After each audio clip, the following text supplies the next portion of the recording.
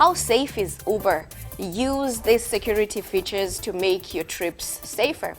Uber is a very cool concept. It allows you to ask someone to take you anywhere you want, basically. That is, if you're willing to pay for it, of course. However, even though it's a convenient app to use at times, not everyone feels safe when using it, especially if they haven't used it that often. Uber has many safety features that you can use before or during your trip, and here are some of the features you can start using right now. One of them, you can manage your trusted contacts. Inside the Uber app, you can add your friends and family as trusted contacts. You can add up to 5 contacts to your account, and you can use this feature in a couple of different ways. First, you can easily share your trip status with your trusted contacts, and they'll be able to see your trip and where you are going in real time from their own devices.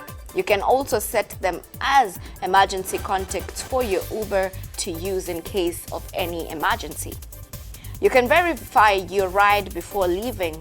Think of this feature as a 2-step verification process with your Uber driver. When you enable this feature, you'll get a PIN number at the start of your ride. You'll need to share the PIN with your Uber driver as your trip starts, and this feature can help ensure that you never get into the wrong car. You can also do a ride check. This is another nice feature that might save you from an emergency. When the feature is turned on, Uber constantly monitors the app with GPS to know if your trip is going well. When you have ride check on, Uber will monitor your drive, and if it knows the trip isn't going where it's supposed to be, you'll be notified immediately. The app also has an emergency button that will help you call 911 immediately within the app. The good news is that this works both ways. If you're an Uber driver, you can also trigger an emergency call from your app.